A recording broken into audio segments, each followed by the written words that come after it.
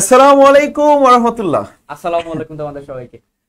HSC 2025 সালের পরীক্ষার্থী বন্ধুরা, তোমাদের সবাইকে তোমাদের এই বছরের অ্যাডমিশন জার্নির সবচেয়ে মজার একটি টপিক, যেই টপিকটা থেকে প্রত্যেকটা বিশ্ববিদ্যালয়ে অবশ্যই তুমি একাধিক সাধারণ জ্ঞানের কোশ্চেন কমন পাবা। আজকের ক্লাসটিতে আমরা আলোচনা করব একাধিক প্রশ্ন। জি স্যার, একাধিক প্রশ্ন কমন আসবে, অবশ্যই আসবে। আমি শুরুতে একটু দেখিয়ে দেব যে আজকের ক্লাসটিতে আমরা কি কি নিয়ে আলোচনা করব স্যার। আমরা তার আগে আমি একটু বলে নিই আজকের ক্লাসে কে কে তোমাদের সাথে আছে। আজকের ক্লাসে পরিচয় করাই দিই একটু। আজকের ক্লাসে নোমান স্যার, ঢাকা বিশ্ববিদ্যালয় জিকে ইনস্ট্রাক্টর এডুকেটম স্কুল, আর আমি হচ্ছে জাওয়াদ স্যার, ঢাকা বিশ্ববিদ্যালয় জিকে ইনস্ট্রাক্টর এডুকেটম স্কুল। ওকে, আসো দেখো, আমরা দ্বিতীয় বিশ্বযুদ্ধ অর্থাৎ যেটা 1939 সাল থেকে শুরু হয়ে 1945 সাল পর্যন্ত চলেছিল, আজকের পৃথিবীতে এই যে আমরা 198টা দেশ, 200 দেশ, 204টা দেশ তোমরা বলো, এই সবগুলো দেশের জন্ম হয়েছে কিন্তু মূলত এই দ্বিতীয় বিশ্বযুদ্ধের ফলের কারণে। ভারত কিন্তু কোনো কালেই স্বাধীনতা পেত না যদি দ্বিতীয় বিশ্বযুদ্ধ না হতো। দ্বিতীয় বিশ্বযুদ্ধের প্রেক্ষিতে পৃথিবীর বিভিন্ন দেশগুলো ভাগ হয়ে যেতে থাকে, তারই প্রেক্ষিতে বিভিন্ন দেশগুলো উপনিবেশ যেই দেশগুলো ছিল সবগুলো দেশ ছেড়ে দেয় ভারতকে 1947 সালে।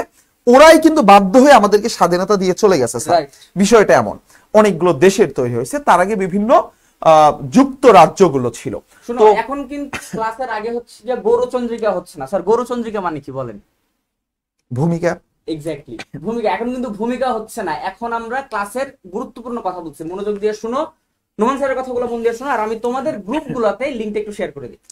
তোমাদের একটা ছোট্ট টাস্ক দেই, হতে পারে তুমি আজকের এই লাইভটা শেয়ার করে রাখো, আগামী 1 মাস তোমার টাইমলাইনে এই লাইভটা থাকবে। হ্যাঁ, ইউটিউব অ্যালগরিদম, ফেসবুক অ্যালগরিদম কি করবে, তোমাকে এই টাইপের ক্লাসগুলো, এই টপিক রিলেটেড বিষয়গুলো তোমাকে ফেসবুক থেকে সাজেস্ট করবে আগামী 4-5 মাস ব্যাপী। তো এই জন্য প্রত্যেককে এই ক্লাসটা আজকে শেয়ার করবা, সবাই শেয়ার করবা। ক্লাস শেষে জাস্ট 1টা ঘন্টা আমাকে দাও, আমি তোমাকে কথা দিচ্ছি, তুমি আমাকে 1 ঘন্টা দাও, আমি তোমার পরীক্ষায় একাধিক এমসিকিউ কমন নিয়ে দেব, জাতিসংঘ থেকে, বিশ্ব ব্যাংক থেকে, আইএমএফ থেকে, বিভিন্ন সংস্থা থেকে। স্যার আমি একটুখানি শুরু করি। এই দ্বিতীয় বিশ্বযুদ্ধের প্রেক্ষিতে পৃথিবীতে তৈরি হয় জাতিসংঘ, ইউনাইটেড নেশন। এটিও কিন্তু 1945 সালেই তৈরি হয়। এইটা কিন্তু রাতারাতি হঠাৎ করে হয়নি স্যার। না, জাতিসংঘ কেন হইলো স্যার? দ্বিতীয় বিশ্বযুদ্ধের পরে আমরা জানি কি স্যার, প্রথম বিশ্বযুদ্ধের পরে কি হয়েছিল? লিগ অফ নেশনস হয়েছিল। এইটা প্রত্যেককে খাতায় নোট করো, পুরো ক্লাস নোট করতে হবে, পারলে কমেন্ট বক্সেও লেখো, হাতের আশেপাশে খাতা না থাকলে লেখো। তাহলে প্রথম বিশ্বযুদ্ধের প্রেক্ষিতে আজকের ক্লাসের ফার্স্ট এমসিকিউ আমি একটু দেখবো ফেসবুকে। আজকের ক্লাসের ফার্স্ট এমসিকিউ, প্রথম বিশ্বযুদ্ধের প্রেক্ষিতে যে সংস্থাটি তৈরি হয়েছিল তার নাম কি? সবাই একটু কমেন্ট করবা। প্রথম বিশ্বযুদ্ধের প্রেক্ষিতে যে সংস্থাটি তৈরি হয়েছিল, যারা যারা সালাম দিয়েছো আমরা দেখতে পাচ্ছি। নিজামুদ্দিন শাকিল আসসালামু আলাইকুম, মাহমুদুল্লাহ রিয়াদ মাহিম আসসালামু আলাইকুম। ওয়ালাইকুম সালাম ভাইয়া। মোহাম্মদ জাকির দেখছে আমাদের সাথে, শিউলি কুন্ডু দেখছে। এই ক্লাসটা কিন্তু একই সাথে আমাদের সহায়কের পেজ থেকে লাইভ হচ্ছে, আমাদের এডুকেটম স্কুল থেকে লাইভ হচ্ছে, আমাদের একাধিক পেজ থেকে লাইভ হচ্ছে। তো তোমরা যারা যারা দেখতেছো, আমি তোমাদের প্রতি রিকোয়েস্ট করব প্রত্যেককে আমাদের সাথে আজকে অ্যান্সার করতে হবে। আমরা যেইটা যখন বলতেছি সেটা তোমাকে অ্যান্সার করতে হবে কমেন্ট বক্সে। তুমি যদি আমাদের বলার সাথে সাথে লিখে ফেলো ভাই, তুমি নিশ্চিত কমন পাবা। আজকের ক্লাস থেকে আমি তোমাকে 5 থেকে 7টা শিওর শর্ট এমসিকিউ দেখিয়ে দেব, শেষ পর্যন্ত থাকতে হবে। তাহলে শোনো, বলো তো সবাই, প্রথম বিশ্বযুদ্ধের প্রেক্ষিতে স্যার, প্রথম বিশ্বযুদ্ধ যখন হলো তখন দেখতেছে এই পুরো পৃথিবীটা একটা অভিভাবকহীন পৃথিবী, যেখানে সেখানে স্যার সোভিয়েত ইউনিয়ন আছে। আমরা জানি সোভিয়েত ইউনিয়নের যে দেশগুলো, সেই দেশগুলো কিন্তু এই প্রথম বিশ্বযুদ্ধের প্রেক্ষিতে কিন্তু তৈরি হলো স্যার।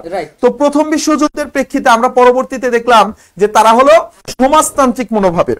আমরা আমেরিকাকে দেখলাম, আমরা ইউকে কে দেখলাম, যারা কি রকম, তারা হলো গণতান্ত্রিক মনোভাবের, পাশাপাশি আবার খেলাফতের মনোভাবেরও আছে স্যার। ওই যে তুরস্ক কেন্দ্রিক, আরব কেন্দ্রিক।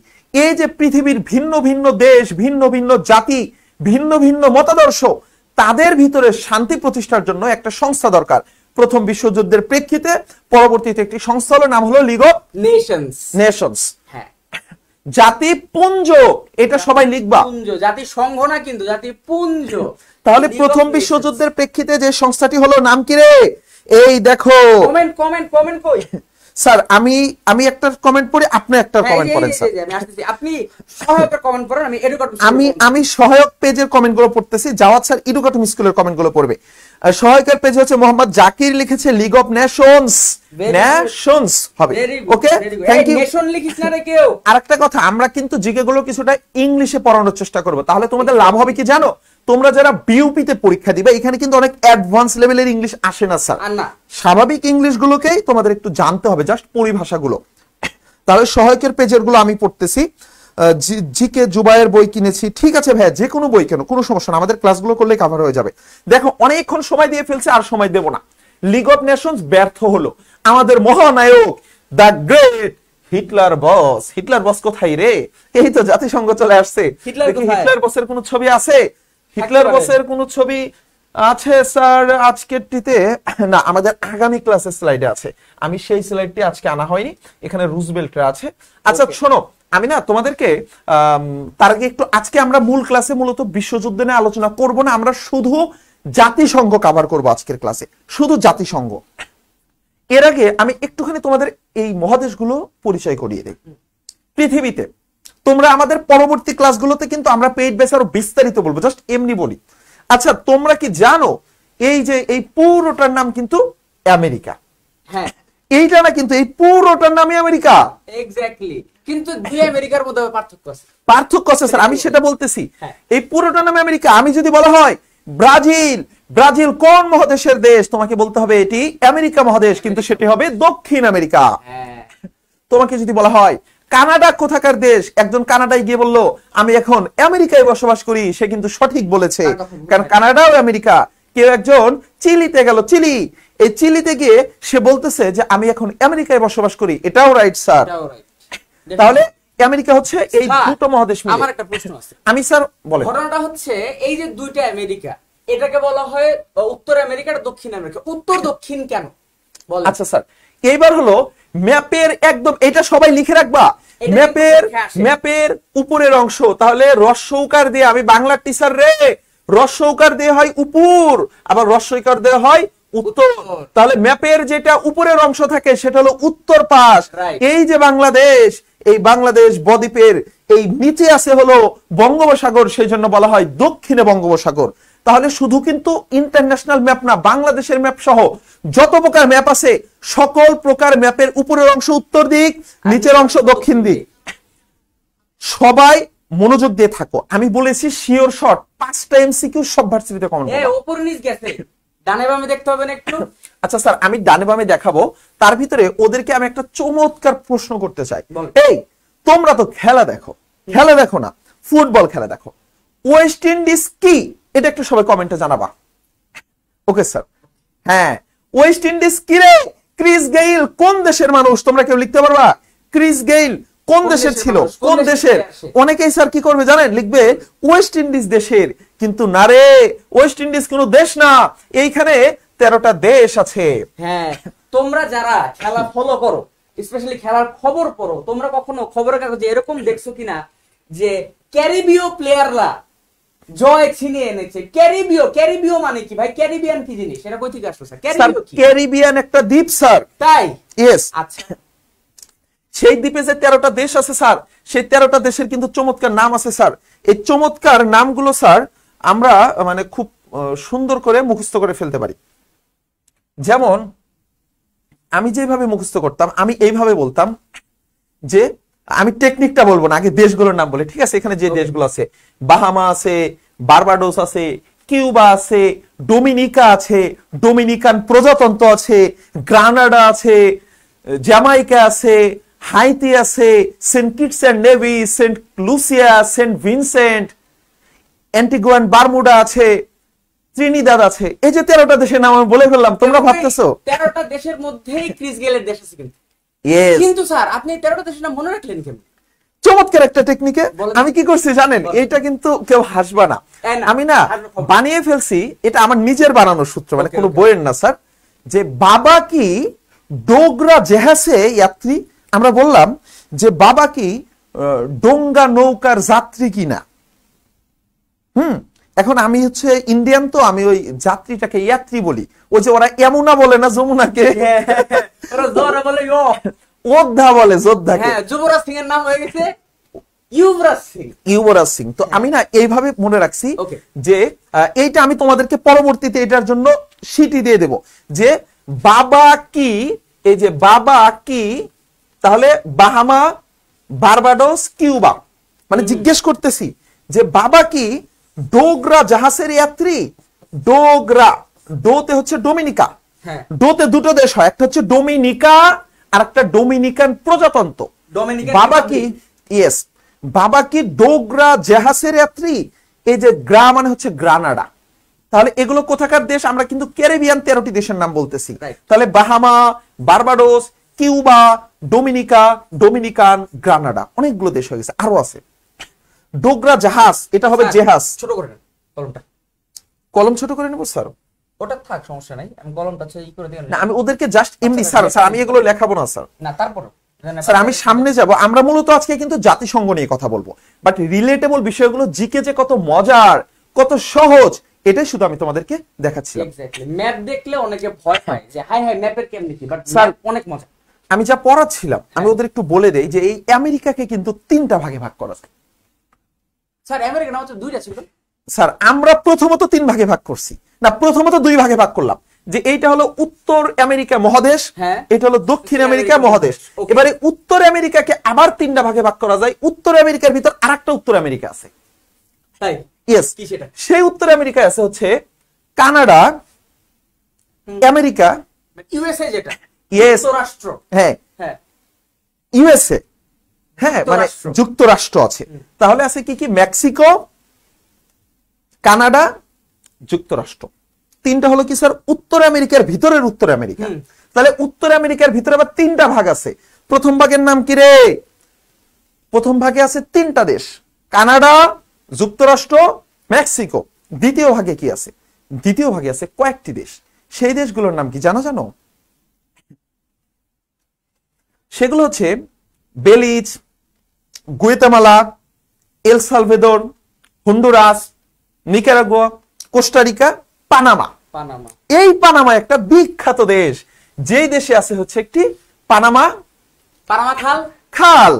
এই যে আমি দেশগুলোর নাম বললাম, শুনতে তোমাদের কি লাগতে পারে? যাই হয় কি বলতেছে এগুলা? Belize, Guatemala, El Salvador, Honduras, Nicaragua, Costa Rica, Panama. সেই 21 সালে মুখস্থ করছিলাম আমি অ্যাডমিশন টেস্টের সময়। ওই যে স্যার তখন যে টেকনিকে পড়ছি, আমার তো মানে বিভিন্ন দেশগুলো, এই পুরো ম্যাপটা স্যার, এই যে এখানে আমি কিন্তু 2টো ধাপ অলরেডি বলে ফেলছি। মধ্য আমেরিকা বলে ফেলছি, আবার হচ্ছে ক্যারিবিয়ান দ্বীপও বলে ফেলছি, উত্তর আমেরিকাও বলে ফেলছি। আমার কিন্তু উত্তর আমেরিকা পুরো মহাদেশ কমপ্লিট। 13টা বললাম, এখানে 7-8টা বললাম, এখানে 3টা বললাম। তো শোনো, আমরা যখন জিকে পড়াবো তোমাদেরকে চমৎকার চমৎকার কিছু দেবো টেকনিক। যেমন আরেকটুখানি দেখো, আমরা এই যে সার্কভুক্ত দেশগুলো, এগুলো আমরা কিভাবে মনে রাখি স্যার? মিনা এমবিবিএস। তোমরা কি এভাবে পড়ো? মিনা এমবিবিএস না, নিপা এমবিবিএস স্যার। মিনাকে দিব না স্যার, নিপাকেই দেব। তাহলে দেখো, আমি বললাম কি ভাইয়া, নিপা মানে তুমি প্রত্যেকটা দেশ পুরো পৃথিবী মুখস্থ করে ফেলবা। এর জন্য 1 রাত লাগবে বাপ। তোমার ওই সারা বছর পড়া লাগবে না। তোমার তো দেখে হাই 200টা দেশ, এইটুকু আমার মাথা, এত বড় পৃথিবী, এর ভিতর ঢুকবে কেমনে স্যার? টেকনিক জানা থাকলে দেখো। এই যে আমি বলতেছি কি, নিপা এমবিবিএস, নেপাল, ইন্ডিয়া, পাকিস্তান, আফগানিস্তান, মালদ্বীপ, বাংলাদেশ, ভুটান, শ্রীলঙ্কা। তুমি পুরান ম্যাপ মুখস্থ হয়ে যাবে। আমার সামনে যদি কেউ দেয়, আমি 3D তে দেখাতে পারবো। এখানে বাংলাদেশ, বাংলাদেশের ঠিক উপরে নেপাল, তার পাশে ভুটান, নিচে আছে ইন্ডিয়া, ইন্ডিয়ার সাথে আছে পাকিস্তান, পাকিস্তানের সাথে আছে আফগানিস্তান, পাকিস্তানের ঠিক নিচে আছে 2টো দেশ, একটা মালদ্বীপ, একটা শ্রীলঙ্কা। তো তোমাদের এগুলো মুখস্থ হয়ে যাবে। জাস্ট টেকনিকে আমাদের সাথে লেগে থাকতে হবে। আমার কিন্তু পুরো বিশ্বের সবগুলো দেশের নাম এইভাবে মুখস্থ। আমি সবগুলো বলে দিতে পারি স্যার, বাট এখানে টাইম ওয়েস্ট করবো না বাবা, পরবর্তী ক্লাসে দেখা হবে। আজকে শুধু জাতিসংঘ নিয়ে কথা বলবো। একটু আসো স্যার, আমি এগুলো কি দেখবো? আচ্ছা, তৎকালীন হচ্ছে স্যার, আপনি একটু বলেন। আচ্ছা, এবার একটা জিনিস দেখো, যখন আমাদের বিশ্বযুদ্ধের সময়টার কথা বলছি, হ্যাঁ। ওই সময়টাতে যেটা হইতো সেটা হচ্ছে যে আমাদের এই পুরো পৃথিবীটাকে 3টা খণ্ডে ভাগ করা ছিল, 3 অংশে ভাগ করা ছিল। এবং এই 3 অংশে যেটা হইতো সেটা হচ্ছে 3জন প্রধান নিয়ন্ত্রক দেশ ছিল। এই 3টা দেশকে একত্রে বলা হইতো কি বিগ থ্রি। বিগ থ্রি মানে বড় 3জন, মানে এরা হচ্ছে অভিভাবক, এরা সবাইকে নিয়ন্ত্রণ করতে, যে হ্যাঁ আমি এটা বলছি এটা করতে হবে। এরা কারা কারা খেয়াল করো। প্রথমে কি, এখানে রুজভেল্ট। আচ্ছা, রুজভেল্ট কে? রুজভেল্ট ছিল, ওর নাম হচ্ছে ফ্র্যাঙ্কলিন ডি রুজভেল্ট, ওর পুরা নাম। তো এই বেটা কে ছিল? ও ছিল যুক্তরাষ্ট্রের প্রেসিডেন্ট, যুক্তরাষ্ট্রের প্রেসিডেন্ট ছিল, এবং ও ছিল এই অঞ্চলটার মোটামুটি নেতা গোছের। এরপরে ছিল ইউরোপের মাঝামাঝি অংশটা, মাঝামাঝি অংশ, সেখানে কে ছিল? চার্চিল। এবারটার পুরো নাম হলো উইনস্টন চার্চিল। উইনস্টন চার্চিল ও ছিল যুক্তরাজ্যের প্রেসিডেন্ট না প্রাইম মিনিস্টার? Prime minister. আচ্ছা, তারপরে তোমার আরেকজন ছিল, এই বেটার নাম হচ্ছে জোসেফ স্ট্যালিন, পুরো নাম হলো জোসেফ স্ট্যালিন। এই বেটা আবার কে?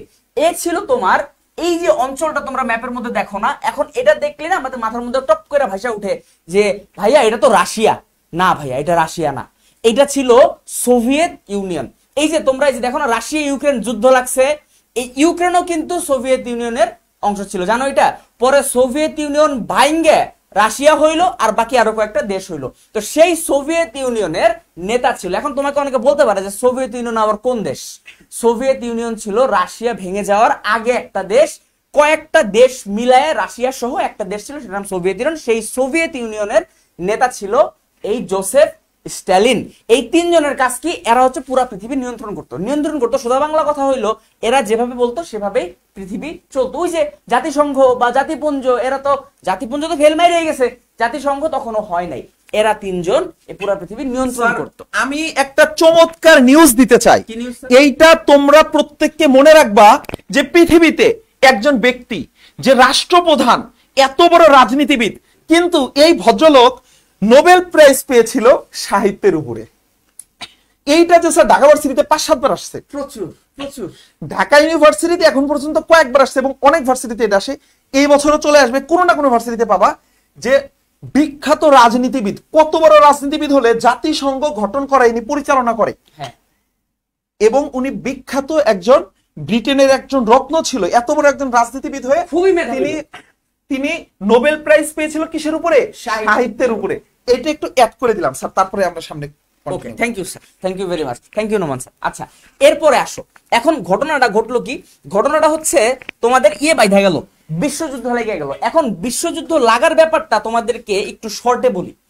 মূল বিষয়টা ছিল তোমার হচ্ছে এই অঞ্চলটাতে জার্মানি করে একটা দেশ আছে, জার্মানি করে একটা দেশ ছিল। এখন এ বেটা ও একটু গাড়তে রাগিসিমের, মানে ও হচ্ছে গিয়ে এই রুজভেল্টের কথাও শুনে না, চার্চিলের কথাও শুনে না, স্ট্যালিনের কথাও শুনে না। কি এক যন্ত্রণায় পড়া গেল। আচ্ছা, এখন ঝামেলাটা কি বাঁধলো? ঝামেলা হচ্ছে জার্মানি গিয়া কি করলো জানো? ও ধাপ কইরা গিয়া পোল্যান্ডে আক্রমণ কইরা বসলো। এখান থেকে হচ্ছে গিয়া তাদের যুদ্ধ শুরু। এটা কত সালের কথা? 1939 সাল। 1939 সালে জার্মানি প্রথম পোল্যান্ড আক্রমণ করে। এই জিনিসটা একটা ইম্পর্টেন্ট ইনফরমেশন, খাতার মধ্যে লিখে রাখো। জার্মানি প্রথম পোল্যান্ড আক্রমণ করে। বিশ্বযুদ্ধের সূচনা কত সাল? 1939 সাল। এরপরে আরো কিছু ছোট ছোট ঘটনা বলি তোমাদেরকে, আমি সিকোয়েন্সিয়ালি বলে দিই। যেমন এরপরে কি হলো? এরপরে জার্মানিকে দখল নিল কই জানো? চার্চিলের ঘাড়ের উপর উঠে গিয়ে বসলো। চার্চিলের ঘাড়ের উপর উঠলো না, ব্রিটেনের দখল নিল। ব্রিটেনের দখল নিল কত সালে জানো? 1940 সালে, 1 বছর পর। হিটলারের একটা কথা তোমাদেরকে বলি, হিটলার সে মানুষ হিসেবে কেমন ছিল জানি না, বাট শাসক হিসেবে সে ছিল অনেক স্বপ্নবাজ। ওর ইচ্ছা ছিল পুরো পৃথিবী নিয়ন্ত্রণ করবে। তোমরা যারা যারা এইচএসসি 25 ব্যাচ কয়দিন আগে পরীক্ষা দিয়ে আসছো, এই রেইনকোট গল্পটা ছিল না স্যার? রেইনকোট গল্পে একটা কথা ছিল যে রাশিয়ায় ছিল জেনারেল উইন্টার, আর বাংলাদেশে মনসুন। হ্যাঁ, জেনারেল উইন্টার মানে কি স্যার বলেন? কেন জেনারেল উইন্টার ছিল রাশিয়াতে? স্যার রাশিয়ার জেনারেল উইন্টার ছিল স্যার, ওইখানে হচ্ছে যে বরফ ঠান্ডা পরিবেশ, ওই জায়গাটিতে গিয়ে হিটলার খাপ খাইয়ে নিতে পারে নাই। এক্স্যাক্টলি। যেমন ভাবে আমাদের দেশে হচ্ছে ঝড় বৃষ্টির দেশ, এই কাল বৈশাখীর দেশ, এই দেশের যে আবহাওয়া, এই আবহাওয়ার সাথে কিন্তু আমাদের ওই ভদ্রলোকরা পরিচিত ছিল না। পাকিস্তানিরা, ওরা মরুভূমির মানুষ, একদম ওরা কিন্তু এখানে এসে ধরা খেয়ে যেত। একইভাবে হিটলার ছিল হচ্ছে স্বাভাবিক পরিবেশের মানুষ, সে হঠাৎ করে গিয়ে এমন বরফের দেশে পড়ে যায় যে সেইখানে সে সুবিধা বেঁচে করতে উঠতে পারে পারে না। না। এখন আসো, এই যে ঘটনাটা ঘটলো, এই ঘটনাটা কবে ঘটলো? এটা হচ্ছে তোমার জার্মানি সোভিয়েত আক্রমণ করলো, রাশিয়া না সোভিয়েত, রেইনকোট থেকে আবার রাশিয়া মাইরে দিও না, সোভিয়েত আক্রমণ করলো। সোভিয়েত আক্রমণ কত সালে? 1941 সালে। সে 1941 সালে সোভিয়েত আক্রমণ করলো, সোভিয়েত থেকে মায়ের খেয়ে ফেরত আইসা বললো। এরপরে আবার কি করলো জানো? জাপান আবার ওরা হচ্ছে গিয়া ছিল তোমার এই পাঁচটাতে, মানে জার্মানির সাথে ঘেঁষা। এখানে দুইটা দল ছিল, একটা ছিল তোমার মিত্র শক্তি, আরেকটার নাম হচ্ছে অক্ষ শক্তি। আচ্ছা, অক্ষ শক্তি কারা? জার্মানি যাদের সাথে ছিল, যেমন জার্মানি বলো, জাপান বলো, এরা ছিল তোমার অক্ষ শক্তি। এদেরকে বলে অ্যাক্সিস পাওয়ার। ইংরেজিতে কি বলে? অ্যাক্সিস পাওয়ার। এই যে এইটা AXIS, অ্যাক্সিস, অ্যাক্সিস মানে অক্ষ, অক্ষ শক্তি। আর এই যে বিগ থ্রি যে ছিল, এই বিগ থ্রিরা একত্রে এদেরকে বলা হয়তো মিত্র শক্তি। বাংলায় বলে, ইংরেজিতে বলে অ্যালাইড পাওয়ার, ALLIED, এটা লিখে রাখো, অ্যালাইড পাওয়ার, ALLIED, অ্যালাইড পাওয়ার। ঠিক আছে? তো এখন কি হইলো যে জার্মানি গিয়া যখন সোভিয়েতে মায়ের খেয়ে ফেরত আসছে, জাপান চিন্তা করলো আচ্ছা ঠিক আছে, জার্মানি তো ফেল মারছে, তাহলে আমি একটু চেষ্টা করে দেখি যে আমি কিছু করতে পারি কিনা। এখন জাপান ছিল অক্ষ শক্তির, ওরা গিয়া কি করলো? জার্মানির হয়ে ওরা গিয়া ধাপ করে আমেরিকার পার্ল হারবারে একটা বোমা মেরে দিল। পার্ল হারবারে যখন বোমা মারছে, পার্ল হারবার আবার কি জিনিস? আমেরিকার একটা জাহাজের ঘাঁটি ছিল, জাহাজ ঘাঁটিতে গিয়ে আক্রমণ করে দিল। এবার আমেরিকার গায়ে লাগছে, কি রে আমি এখন নাড়াচাড়া করি না, আমার গিয়া কেন বোম মারলো? আমেরিকা গেল খেই পায়। এরপরে গিয়ে তোমরা যারা যারা মুভি দেখছো, একটা গ্রেভ অফ দ্য ফায়ারফ্লাইজ, দ্বিতীয় বিশ্বযুদ্ধের একটা মুভি, যে আমেরিকার উপরে দুটো নিউক্লিয়ার বোমা মারলো, লিটল বয় আর ফ্যাটম্যান, এই বোমা দুইটার নাম মনে রেখো।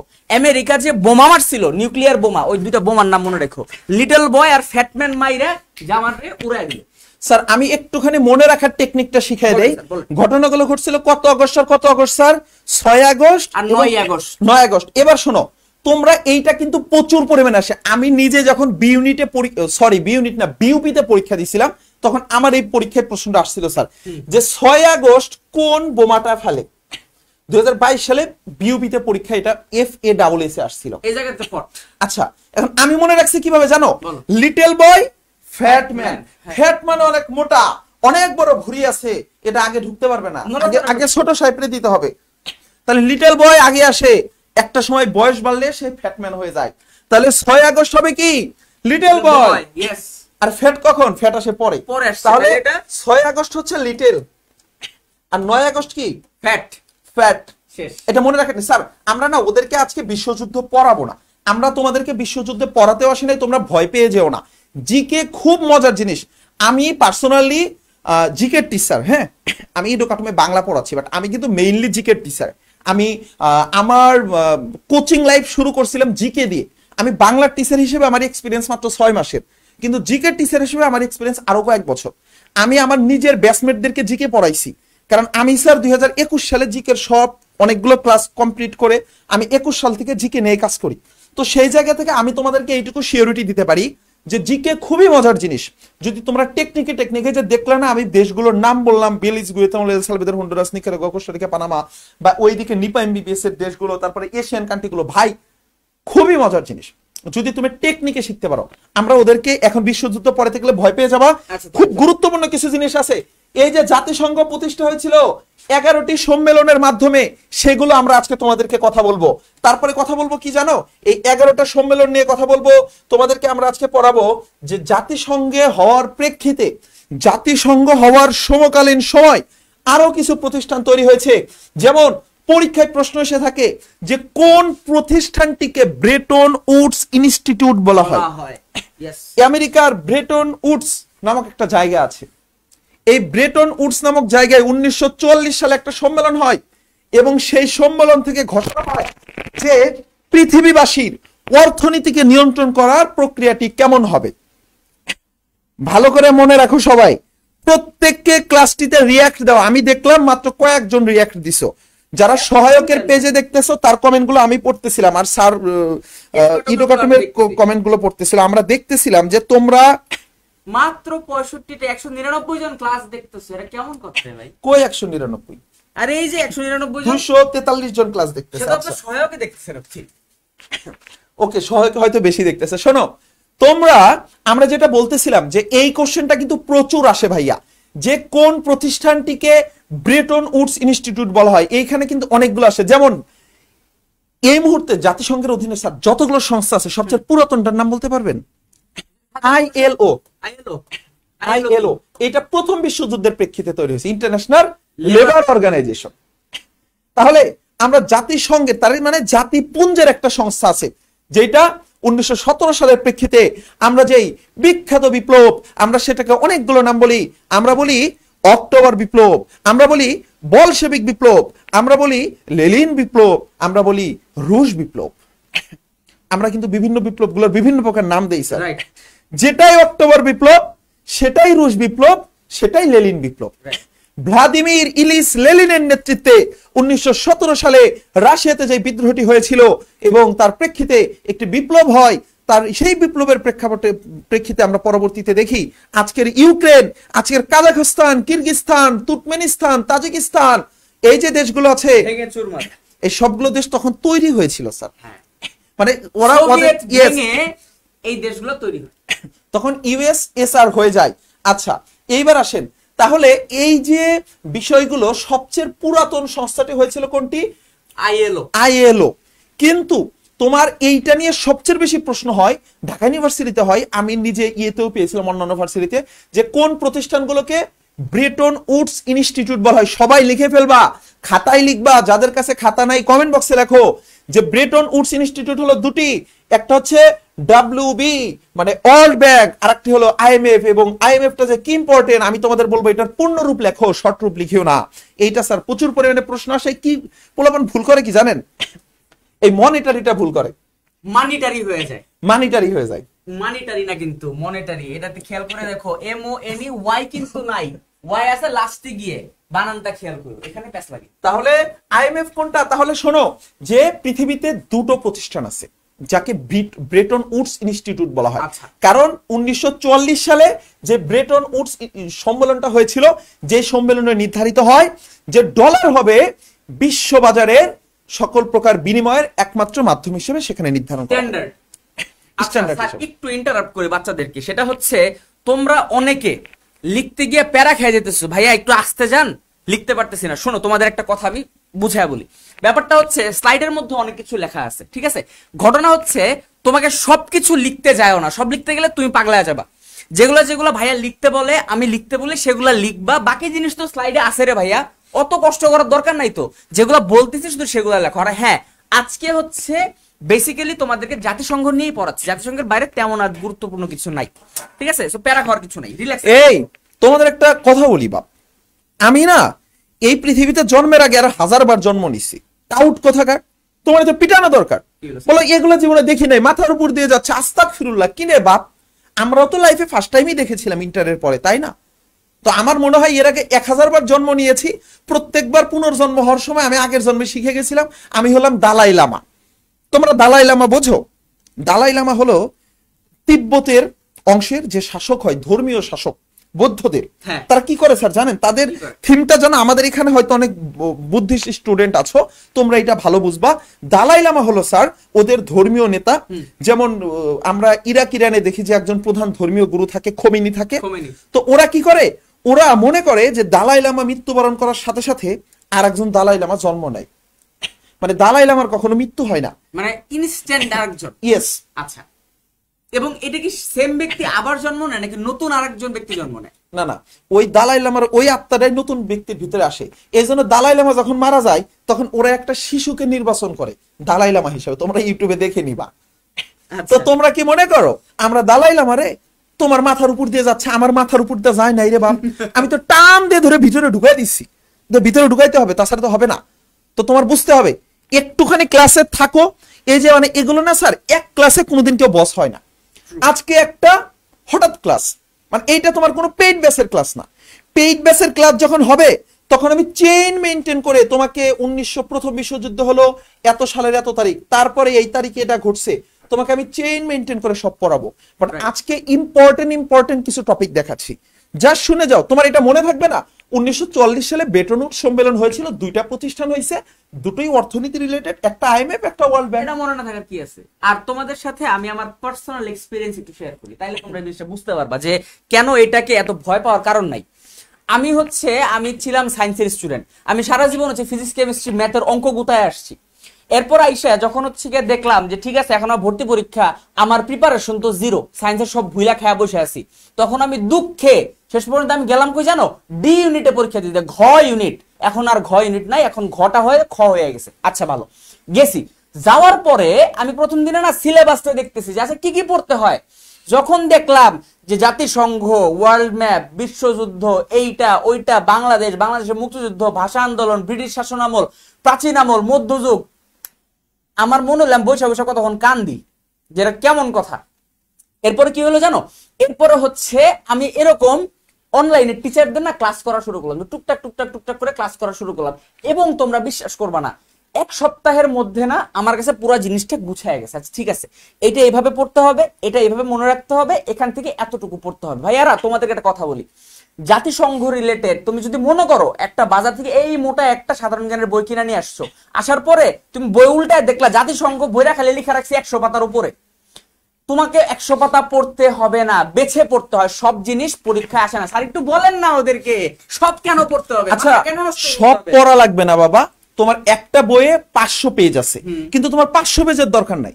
তুমি একটা পেজের 25টা লাইন থেকে গুরুত্বপূর্ণ 2টা লাইন পড়বা। যেমন জাতিসংঘ নিয়ে আমরা অনেক কিছু পড়াচ্ছি, এখন এই জাতিসংঘেরই কিন্তু একটা অংশ। জাতিসংঘ হওয়ার জন্য টোটাল 11টা সম্মেলন হয়েছিল। কতগুলো? সবাই লিখবা, 11টা সম্মেলন হয়েছিল। জাতিসংঘ হওয়ার জন্য 11টা সম্মেলন হয়েছিল। জাতিসংঘ হওয়ার জন্য 11টা সম্মেলন হয়েছিল। 11টা সম্মেলন হয়েছিল। এই যে মোট 11টা সম্মেলন হয়, সেই 11টা সম্মেলনের ভিতরে গুরুত্বপূর্ণ গুরুত্বপূর্ণ সম্মেলনগুলো পড়লেই হয়ে যাবে। যেমন এই আটলান্টিক সম্মেলনটা হয়েছিল 1941 সালে। তাহলে 1941 সালে কি হয়? আটলান্টিক সম্মেলন হয়। তেহরান সম্মেলন হয়েছে কত সালে? এগুলো খুব মজায় মজায় মনে রাখবা। 1941 সালে হয়েছে 3টা, লন্ডন, আটলান্টিক, ওয়াশিংটন। দুটো হয়েছে 1941 সালে। 41 সালে দুটো মনে রাখবা খুব সহজে। এটা দেখ এই একটা দেখ বাচ্চারা, এই একটা দেখ আর এই একটা দেখ, শেষ। হ্যাঁ, টেকনিকে দেখো, মস্কো তেহরান 1943 সাল। Moscow Tehran 1943, Moscow Tehran 1943, Moscow Tehran 1900। London Atlantic 1941, London Atlantic 1941। আর এই কাসাব্লাঙ্কা আর ওয়াশিংটন 1942। এগুলো লাগবে না, এগুলো তোমরা এখন পড়িও না বাবা, এগুলো পড়লে মাথা ঘুরে যাবে। আমি যেগুলো পড়াই স্যার আজকে শুধু সহজ সহজ কয়েকটা টেকনিক দেখায় দেই। এর ভিতরে দেখো এই যে FAO, এটা খুব ইম্পর্টেন্ট। ফাও এর নামই ফাও। জাস্ট তোমরা পূর্ণ রূপটা জেনে রাখো বাবা। এইটা থেকে 4 ধরনের প্রশ্ন আসবে, আমি বলে দেই। ওকে, আচ্ছা, জাতিসংঘের এই যে মানে বিভিন্ন দেশের যে খাদ্য নিয়ে কাজ করে কোন সংস্থাটা? ফাও। বিভিন্ন দেশের কৃষি নিয়ে কাজ করে কোন সংস্থাটা? ফাও। তাহলে খাদ্য এবং কৃষি রিলেটেড যে কোনো প্রশ্ন আসলে ফাও। ফাওয়ের ফুল ফর্ম কি? Food and agriculture organisation. Yes. তাহলে এটা কিন্তু খুবই ইম্পর্টেন্ট। কি হবে রে? Food and agriculture organisation. Food and agriculture organisation. এখন খুব গুরুত্বপূর্ণ একটা ওয়ার্ড শিখাবো, এই ওয়ার্ডটা তোমার অবশ্যই কমন পাবা। আমি কিন্তু বলেছি আজকের ক্লাস থেকে শিওর শর্ট 5টা এমসিকিউ কমন পাবা। স্যার 5টা এমসিকিউ কেন? 30টা এমসিকিউ পাওয়ার জন্য পোলাপানের 100টা ক্লাস করা লাগে, আর একটা ক্লাস থেকে যে কোনো ভার্সিটির জন্য বলতেছে 4-5টা এমসিকিউ কমন পাবা। তাহলে বুঝতেছো তো, এটা তাবিব মাহমুদ ভাইয়া নিজে বানিয়ে আমারে পাঠাইছে। আজকের স্লাইডটা মূলত তাবিব মাহমুদ ভাইয়া। তোমরা তাবিব মাহমুদ ভাইয়ার কখনো ক্লাস করলে তোমরা বুঝবা, এই যে তাবিব মাহমুদ ভাইয়া আমাদের বিখ্যাত সিঙ্গার, বিখ্যাত একজন বৈপ্লবিক। তাবিব মাহমুদ ভাইয়া নিজে বানিয়ে পাঠাইছে, বলছে যে নোমান তুমি এইটা থেকে দেখাও স্টুডেন্টদের, ওদের জন্য অনেক ইনফরমেশন আছে এখানে। তাহলে দেখো একটা ওয়ার্ড শিখাবো, সেটার নাম হলো ভেটো। ভেটো মানে কি? এটা তোমরা লেখো সবাই। ভেটো, ভেটো মানে বেটো না। তোমরা যে বলো এইটা না, কিন্তু ভেটো মানে কি? এইসব কাজকর্ম করবে না, এগুলো বর্ণবাদিতা। যদিও বর্ণবাদিতা মানে চেহারার কালার নিয়ে বলা, বাট কাউরে শর্ট বলা, লম্বু তাল গাছ এইদিকে, এগুলো বলবা না, ঠিক আছে? এগুলো সবই খারাপ কাজ। কিন্তু ভেটো এই শব্দটা খুব ইম্পর্টেন্ট। বাংলাদেশের যুদ্ধের সময় আমেরিকা কি করলো? যখন বাংলাদেশ জিতে যাচ্ছে তখন আমেরিকা বলতেছিল যে যুদ্ধ বন্ধ করা হোক, শান্তির আহ্বান করছিল। তখন রাশিয়া ভেটো দিয়েছিল, কারণ রাশিয়া আমাদের বন্ধু ছিল। তাহলে এই এমসিকিউটা শিখে ফেলো যে জাতিসংঘে বাংলাদেশের হয়ে কে ভেটো দেয়? রাশিয়া ভেটো দেয়। ভেটো মানে কি? আমি মানি না, আমি মানি না। জাতিসংঘের বিভিন্ন পরিষদ আছে, খুব ইম্পর্টেন্ট। আমরা আজকের ক্লাসে 30 মিনিট পড়াবো বাবা, 30 মিনিট। বাট এই 30 মিনিটে তুমি অনেকগুলো এমসিকিউ কমন পেয়ে যাবা। অ্যাডমিশন পর্যন্ত 3 মাস ওয়েট করা লাগবে না। তুমি বাংলাদেশের যে কোনো কোচিং সেন্টারে বিভিন্ন মডেল টেস্ট নেয় না, মেগা টেস্ট নেয় না, যে কোনো মেগা টেস্টে অংশগ্রহণ করলেই আজকের ক্লাস থেকে 4-5টা এমসিকিউ কমন পেয়ে যাবা। তাহলে ভেটো, ভেটো আমি মানি না, ভেটো আমি মানি না, ভেটো আমি মানি না। IMF, international monetary fund, FAO, food and agriculture organisation, WB কি হবে? World bank. তাহলে ডাব্লিউবি এবং আইএমএফ এই দুটো হলো ব্রেটন উডস ইনস্টিটিউট। আচ্ছা, ভেটো মানে দেখলাম স্যার। আমি না এই জিনিসটা একটু ওদেরকে দেখাবো। এখানে অনেকগুলো দফা আছে, এগুলো না আমরা পরবর্তী ক্লাসে পড়াবো। এগুলো দেখতে স্যার। আচ্ছা, এই জিনিসটা খুব ইম্পর্টেন্ট স্যার। হ্যাঁ, এই পার্টটুকু কিন্তু লাগে, এটা কিন্তু আচ্ছা। লাগে। মানে এই জিনিসটা একটা মজার জিনিস তোমাদেরকে বলি। আমি যখন ভর্তি পরীক্ষা দিই বিশ্ববিদ্যালয়ে, তোমাদের দায়িত্ব হচ্ছে এটা কোন সেশনে আসছিল খুঁজে বের করো। ওই সেশনে আমি পরীক্ষা দিছিলাম, এই প্রশ্নটা আসছিল একদম হুবহু, যে জাতিসংঘে চাঁদা সর্বোচ্চ কত % দিতে পারে একটি দেশ, এটা আসছিল। ঠিক আছে, আরেকটা প্রশ্ন ধরো বাবা, বাংলাদেশ কত % দেয়? আরেকটা আসবে সাথে, স্যার বলেন তো কি ন্যূনতম কত % দেওয়া যায়? ইয়েস, আমরা হলাম গরিব দেশ, Very আমরা bad. হলাম ফকিন্নি দেশ। যাও ভিক্ষা করে আনি, চোরের দল সব নিয়ে নেয়। এইটা হচ্ছে কোন এক ভদ্রলোক বলছিল। থাক থাক। তো এখন বিষয় হলো জাতিসংঘের চাঁদা, ভাইয়া এত বড় একটা সংস্থা চলে, এখানে একটা চাঁদার পরিমাণ আছে। এই সংস্থার তো আর মা বাপ নাই, কই টাকা পায়? বলে বিভিন্ন দেশে সাহায্য সহযোগিতায় চলে। আচ্ছা, এখানে একদম গরিব দেশ, ও কত % চাঁদা দিবে? বলে ও চাঁদা দিবে 0.1%। 0.1%। তাহলে এইটা কোন দেশ দেয়? ইয়েস, আমরা গর্বিত সেই গরিব দেশ। আরো আছে, আরো আছে, এত অপমান করি স্যার, আরো অনেকে আছে, তবে আমরা সর্বনিম্ন গরিবদের একটা অন্তর্ভুক্ত। আমরা কি করি?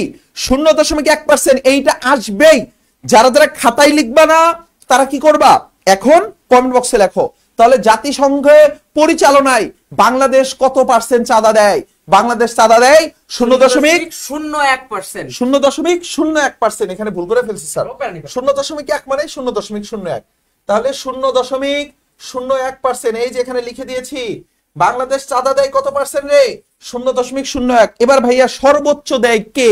সর্বোচ্চ দেয় আমেরিকা। স্বাভাবিক। কোন আমেরিকা? ইউএসএ দেয়, আমেরিকা মহাদেশ না কিন্তু। তাহলে সর্বোচ্চ দেয় কে? যুক্তরাষ্ট্র। সর্বোচ্চ দেয় কে? যুক্তরাষ্ট্র। তাহলে জাতিসংঘ পরিচালনায় সর্বোচ্চ চাঁদা দেয় কে? চান্দা ভাইয়েরা যারা ভাবতেছো, এই চান্দা কি কোনো চান্দা ভাইয়ে নেয় সিলেটের পাথরের মতো? নো, এইখানে একজন চান্দা ভাই আছেন, যিনি হলেন জাতিসংঘ। এই চান্দা ভাইকে আমাদের চান্দা দিতে হয় 0.01%। তাহলে দুটো এমসিকিউ এখান থেকে তুমি কমন পাবা, যে জাতিসংঘের সদস্যভুক্ত দেশগুলোর চাঁদা দিতে হয় কত %? ন্যূনতম কত %? ন্যূনতম মানে এর চেয়ে কম আর দেওয়া যাবে না। কত %? এবং স্যার 0.01%। এবং মজার ব্যাপার, যদি কোনো দেশ এটা না দিতে পারে, তাহলে তার সদস্যপদ চলে যায়। এবং অলরেডি দুটো দেশে চলেও গিয়েছিল। তোমরা যদি পারো সেটা অ্যানসার করো। আর সর্বোচ্চ কত দেওয়া যায় স্যার? আচ্ছা, সেটা হলো তার নিজের দেশের বাজেটের সর্বোচ্চ 25%। আচ্ছা, তার মানে তোমার দেশের বাজেট যদি হয় 100 টাকা, তুমি সর্বোচ্চ দিতে পারবা 25 টাকা। তবে আবার ভাইয়ারা এখানে প্যাচ লাগায়ও না, এখানে প্যাচ লাগায়ও না। এখানে যে 25% আর এখানে যে 22%, এরা কিন্তু রিলেটেড না। এখানে একটু বুঝে নিও ব্যাপারটা। হচ্ছে যুক্তরাষ্ট্র হচ্ছে টোটাল চাঁদার 22% দেয়, টোটাল চাঁদার 22% দেয়। আর যে কোনো দেশ তার পুরো বাজেটের সর্বোচ্চ 25% দিতে পারে। দুইটা কিন্তু পার্থক্য আছে, প্যাচ লাগায় ফেলো না। এবং এরপরে হচ্ছে জাপান এবং চীন আছে যথাক্রমে। এরপরে তারপরে বাকি সব ইউনিভার্সিটি সরাসরি হয়ে গেছে। এই এক টাউট এর নাম কি? আনহা লিখছে গরিব দেশ, ফকিন্নি দেশ। তুমি চলে যাও, তুমি চাঁদে চলে যাও, তোমাকে আমি ইলন মাস্কের সাথে যোগাযোগ করায় দেই। তুমি ইলন মাস্কের মাধ্যমে মঙ্গলে একটা প্লট নিয়ে নাও। ফকির দেশ, গরিব দেশ। তুমি কি ধনী? তুমি তো ফকির দেশের গর্বিত ফকির। আসছে কমেন্ট করতে, ফকির দেশ, গরিব দেশ, ধনী আসছে। দেখো দেখো রে, এইখানে তোমার সর্বোচ্চ পরিমাণে দেয় আমেরিকা। সর্বোচ্চ পরিমাণে কে দেয়? আমেরিকা দেয়। এবং বাংলাদেশ দেয় সর্বনিম্ন 0. স্যার মন খারাপ করিয়েন না, একসময় আপনারও টাকা পয়সা হবে, বাড়ায়া দিবেন। আসো, জাতিসংঘের ভাষা। তাহলে এইখানে না আমি তোমাদেরকে দুটো জিনিস একটু দেখাতে চাই। জাতিসংঘের বিভিন্ন পরিষদ আছে স্যার, আমি ভাষায় আসার আগে একটু ওইখান থেকে ঘুরে আসতে চাই। এটা খুব খুব ইম্পর্টেন্ট। এই যে সাধারণ পরিষদ, সাধারণ পরিষদের সদস্য কতগুলো বাবা? সবগুলো দেশই মানে জাতিসংঘের সদস্যভুক্ত যতগুলো দেশ জাতিসংঘের সদস্য হবে, প্রত্যেকটি দেশ সাধারণ পরিষদের সদস্য হবে, কিন্তু নিরাপত্তা পরিষদের সদস্য সবাই হতে পারবে না। আচ্ছা, নিরাপত্তা পরিষদের সদস্য সবাই হতে পারবে না। এখানে সর্বোচ্চ থাকে 15 জন, এবং এই 15-র মধ্যে আবার কাহিনী আছে স্যার। কাহিনী আছে স্যার। তার মধ্যে 10 জন হচ্ছে টেম্পোরারি, আর 5 জন হচ্ছে পার্মানেন্ট। এই পার্মানেন্ট কারা কারা? আচ্ছা স্যার, আরেকটু অ্যাড করি। বাংলাদেশ এখন পর্যন্ত নিরাপত্তা পরিষদের সদস্য হয়েছিল, তোমরা খাতায় লেখো, 2 বার। আচ্ছা, পার্মানেন্ট কারা কারা স্যার? আচ্ছা, পার্মানেন্ট গুলো এই ভদ্রলোকেরা: যুক্তরাষ্ট্র, যুক্তরাজ্য, চীন, রাশিয়া, ফ্রান্স। এখানে একটা মজার ব্যাপার আছে, এই চীন কিন্তু প্রতিষ্ঠাকালীন সময়ে হয় নাই, চীন পরে তখন ছিল হচ্ছে তাইওয়ান। এই একটা চমৎকার জিনিস শিখে রাখো, যে বাংলাদেশকে স্বাধীনতা দেওয়ার বিনিময়ে এরা কি করছে? এই তোমরা এখন ওই যে পিঙ্কি পিঙ্কি পঙ্কি করো, পকি পকি করো, কিন্তু পিং পং নামক একটা খেলা আছে, এটা জানো? Ping pong diplomacy. এই পোলাপান যখন যে পিঙ্কি পিঙ্কি পঙ্কি এগুলো লেখে না স্যার, আমার প্রচুর মজা লাগে যে আরে দুষ্টরা, তোদের এই পিঙ্কি পিঙ্কি পঙ্কির একদিন আমি পড়াশোনার ভিতর ঢুকায় দিব, সেদিনের নাম হয়ে যাবে পিং পং ডিপ্লোমেসি। এই পিং পং ডিপ্লোমেসিটার ছোট্ট একটু গল্প বলি স্যার, 20 সেকেন্ড একটু শোনো। এখন আমেরিকা তো হচ্ছে ধরো যে তোমার গণতান্ত্রিক দেশ, ওরা হলো গণতন্ত্রে বিশ্বাস করে, পুঁজিবাদ দেশ, পুঁজিবাদী। এখন রাশিয়ানরা হলো সমাজতান্ত্রিক দেশ। তো সমাজতান্ত্রিক দেশ হওয়ার কারণে ওরা ধরো যে হচ্ছে ওদের সরকারের ব্যবস্থা, অর্থনীতি সবই ভিন্ন। তো রাশিয়ার ডাইন হাত ছোট ভাই সেটা হলো চীন। এখন ওই চীনেরই আর একটা অংশ, ছোট্ট একটা অংশ, সেটা হলো তাইওয়ান।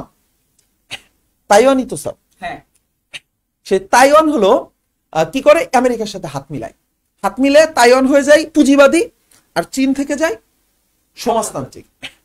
এই জন্য যখন জাতিসংঘ প্রতিষ্ঠা 1945 সালের 23 অক্টোবর, 23 অক্টোবর তো স্যার, না 24 অক্টোবর স্যার, এরা সবাই কমেন্টে লিখে দিবা 23 নাকি 24।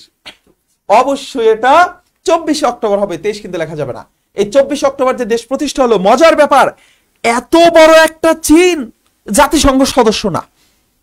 ওরা লাইফে ফার্স্ট টাইম জাতিসংঘ সদস্য পদ পেলে 71 সালে। কিভাবে ভাই? ওই পিং পং ডিপ্লোমেসির মাধ্যমে। তাহলে মনে রাখবা কি, পিঙ্কি পিঙ্কি পঙ্কি পকি চীন। এই চীন কি করলো? Ping pong diplomacy. পিং পংটা হলো স্যার টেবিল টেনিস। মানে এই যে খেলাধুলা, এই খেলাধুলার মাধ্যমে কিন্তু অনেক রিলেশনশিপ বিল্ড আপ হয়। তোমাদের না, পার্সোনাল রিলেশনশিপ না, এটা কান্ট্রি ওয়াইজ হয় আর কি। এক দেশের সাথে আর এক দেশের রিলেশন হয় খেলাধুলার উপর নির্ভর করে। আচ্ছা, তাহলে এই খেলাধুলা করতে গিয়ে এদের একটা সুন্দর রিলেশন হলো, সেটা দেশের নাম কি? একটা হলো চীন। চীনে আসলো হচ্ছে আমেরিকানরা, তারাই সেখানে টেবিল টেনিস খেললো, ইন্টারন্যাশনাল ম্যাচ খেললো, সেখানকার মাধ্যমে তাদের ভিতরে একটা সৌহার্দ্যপূর্ণ সম্পর্ক করলো। তারপরে তারা তলে তলে পরকিয়া করলো। কি পরকিয়া করলো? পরকিয়া না, ও স্যার, এই পরকিয়া কিন্তু ডিপ্লোমেসি পরকিয়া, কোন ব্যক্তিগত জীবনের পরকিয়া না। তারা কি করলো? তারা হচ্ছে বললো যে ঠিক আছে, আমরা রাশিয়াকে শেখা দিয়ে এবার তোমাদের সাথে মিলে যাব। তাহলে আমেরিকা তাদেরকে বললো যে হে চীন, তুমি যদি আমার সাথে হাত মিলাও, আমি এই তাইওয়ানকে লাথি দিয়ে বের করে দেব। ওকে শুধু জাতিসংঘের নিরাপত্তা পরিষদ থেকেই বের করব না, ওকে আমি সদস্য পদও বাতিল করে দেব। তাইওয়ানের সিটে তোমারে ঢুকাবো এবং তোমারে আমার নিরাপত্তা পরিষদে বুকের ভিতরে নিয়ে নেব। তাই করছে। তাহলে কিসের জন্য? ওই বাংলাদেশের পক্ষ অবলম্বন করছে। এখানে অনেকগুলো বিষয় আছে। চীন কিন্তু আমাদের মুক্তিযুদ্ধের 3টা ফেজ আছে। 3টা ফেজে হয়েছে না? মার্চ, এপ্রিল, মে পর্যন্ত হয় প্রথম পর্যায়, সেকেন্ড পর্যায় হচ্ছে জুন, জুলাই, অগস্ট পর্যন্ত, এবং শেষের ফেজ হচ্ছে সেপ্টেম্বর, অক্টোবর, নভেম্বর। যদি চীন আমেরিকার সাথে হাত না মিলাতো পিং পং ডিপ্লোমেসির মাধ্যমে, তাহলে কিন্তু চীন পাকিস্তানকে, তোমরা দেখেছো কিনা যে 1971 সালের পরেও আমাদের দেশে যত পাকিস্তানিদের ফেলে রেখে যাওয়া অস্ত্র ছিল সব চাইনিজ রাইফেল, কারণ চাইনাদের দেওয়া অস্ত্র দিয়ে এরা চলতো। ভারত যখন বিমান নিয়ে এনে বাংলাদেশের সীমানায় প্রবেশ করে 71 সালে, চীন কিন্তু তখন তাদের বিমান নিয়ে এসে ভারতের একদম পিছায়া দিত, ভারতের কোনো খাওয়াই থাকতো না। কিন্তু চীন কি করছে? আমেরিকার সাথে পরকীয়া করছে, করে বলছে ওকে ফ্রেন্ডস, তুমি আমাকে জাতিসংঘের সদস্য পদ দাও, নিরাপত্তা পরিষদে ঢুকিয়ে দাও, আমি তোমার কথা মতোই চলবো। রাশিয়াকে হালকা করে ছেঁকা দিয়ে সেই জায়গায় আমেরিকার সাথে হাত মিলালো স্যার, পিং পং ডিপ্লোমেসির মাধ্যমে। এবং মজার ব্যাপার স্যার, অধিকাংশ ডিপ্লোমেসি গুলোই মানে আমাদের অ্যাডমিশন টেস্টে যা আসে তার 80%ই কাকে নিয়ে? চীনকে নিয়ে। চীনের কিন্তু অনেকগুলো ডিপ্লোমেসি নিয়ে স্যার আমাদের প্রশ্ন হয়। এখন স্যার মনে করেন আমি হচ্ছে বাংলাদেশ জাতিসংঘের সদস্য, আমি গিয়া ধাপ করে আমার মনে চাইলো আমি একটা ভেটো দিলাম, আমি কি ভেটো দিতে পারবো স্যার? নো, এই শোনো স্যার, জাতিসংঘের যতগুলো সদস্যভুক্ত দেশ আছে কেউই ভেটো দিতে পারে না। ভেটো দেওয়ার ক্ষমতা আছে অনলি এই 5 জনের। ওকে, একদম ধরেন 200টা দেশ, 194-96টা দেশ সিদ্ধান্ত দিল, 193টা দেশ সিদ্ধান্ত দিল যে জাতিসংঘের পক্ষ থেকে আমরা ইসরায়েলের উপরে মিসাইল হামলা করব, ঠিক আছে? এইটা কিন্তু পাশ হলো না। সাধারণ পরিষদে পাশ হওয়ার পরে সেইটা চলে যাবে নিরাপত্তা পরিষদে, এইটাকে ফাইনালি অ্যাপ্রুভ করবে নিরাপত্তা পরিষদ। তোমরা জানো কি না আমাদের বাংলাদেশের সংসদে যা কিছু অর্থনৈতিক বিল পাস হয় স্যার, সবকিছুকে যেতে হয় একনেকে। হ্যাঁ একনেক, হ্যাঁ, executive council of national service, economic যে কাউন্সিলটা হয় আর কি, একনেক। একনেকটা জানো তো তোমরা? Executive committee of national neck economic council, yes, economic council. এই একনেকে যাওয়ার পরে একনেকের চেয়ারম্যান হলো যিনি রাষ্ট্রপ্রধান থাকে। এই মুহূর্তে একনেকের প্রধান হলো আমাদের দেশের প্রধান উপদেষ্টা। তো প্রধান উপদেষ্টা যতক্ষণ পর্যন্ত এটা সাইন না করবে, যতই এমপিরা হা ভোট জয়যুক্ত হোক, এটা বাস্তবায়ন হবে না। তো এইখানেও সেম জাতিসংঘে তাহলে ভাইয়া পরিষদগুলো ভিতরে এই 6টার ভিতরে খুব ইম্পর্টেন্ট, আমি আগে একটু বলে দিচ্ছি। সাধারণ পরিষদের সদস্য সকল দেশে। নেক্সট 2 মিনিট সবাই কানে হেডফোনটা ভালো করে গুঁজে নাও। রেডি? আশেপাশে সবাই চুপ করতে বলো, যদি মেসে থাকো রুমে থাকো সবাই বলে থামো। নেক্সট 2 মিনিট যা বলবো এখান থেকে এমসিকিউ কমন পাবা, মুখস্থ হয়ে যাবে। রেডি? ওকে, আসো। জাতিসংঘের মূল অঙ্গ সংস্থা 6টি। মূল অঙ্গ সংস্থা কয়টি? 6টি। সাধারণ পরিষদ, সাধারণ পরিষদের সদস্য কারা? সব দেশরা। 193টা দেশ সদস্য, 193টা দেশে সাধারণ পরিষদের সদস্য। ওই আমাদের দেশে যেরকম 350 এমপি থাকে, সবাই দাবি দাওয়া পেশ করতে পারে। কিন্তু একজন বলল যে আমার এলাকায় একটা ব্রিজ দরকার, ব্রিজ না দিলে এলাকার মানুষজন ডট ডট ডট ডট। আচ্ছা, সে বলল, কিন্তু ব্রিজ কি হয়ে যাবে? না। তাহলে সেম ভাবে এই ফিলিস্তিন ইসরায়েল ইস্যু নিয়ে বিভিন্ন দেশ প্রতিবাদ জানায়, বিভিন্ন বিল উত্থাপন করে। এই বিলটা পাস হয় না যতক্ষণ পর্যন্ত একনেকে না যায়, প্রধানমন্ত্রী পাস না করে। এখানেও সেম, যতক্ষণ নিরাপত্তা পরিষদে না যাবে। নিরাপত্তা পরিষদের সদস্য 5টা। নিরাপত্তা পরিষদের সদস্য কয়টা? 5টা। যুক্তরাষ্ট্র, যুক্তরাজ্য, ফ্রান্স, চীন, রাশিয়া, এই 5টা হচ্ছে স্থায়ী সদস্য। অস্থায়ী সদস্য কয়টা? 10টা। এখন পর্যন্ত অস্থায়ী সদস্য হিসাবে সর্বোচ্চবার অস্থায়ী সদস্য সুযোগ অর্জন করেছে জাপান। তাহলে এটাও খুব ইম্পর্টেন্ট স্যার, যে জাতিসংঘের নিরাপত্তা পরিষদে সর্বোচ্চবার অস্থায়ী সদস্য হয়েছে কে? সেটা হলো জাপান। বাংলাদেশ কয়বার হয়েছিল এই নিরাপত্তা পরিষদের অস্থায়ী সদস্য? তাহলে দেখো এখানে স্থায়ীকে আমি পি দিয়ে লিখি। স্থায়ী সদস্য মানে পার্মানেন্ট হলো 5টা দেশ, আর পার্মানেন্ট না টেম্পোরারি কতগুলো হয়? 10টা দেশ। বাংলাদেশ হয়েছে কয়বার? বিডি হয়েছে এখন পর্যন্ত 2বার জাতিসংঘের নিরাপত্তা পরিষদের সদস্য। আচ্ছা, জাপান হয়েছে সর্বোচ্চবার, তাহলে হাইস্ট হয়েছে কে? হাইস্ট হয়েছে জাপান, সর্বোচ্চবার হয়েছে জাপান। বুঝেছো? ক্লিয়ার? নিরাপত্তা পরিষদ কি করতে পারে? ভেটো দিতে পারে।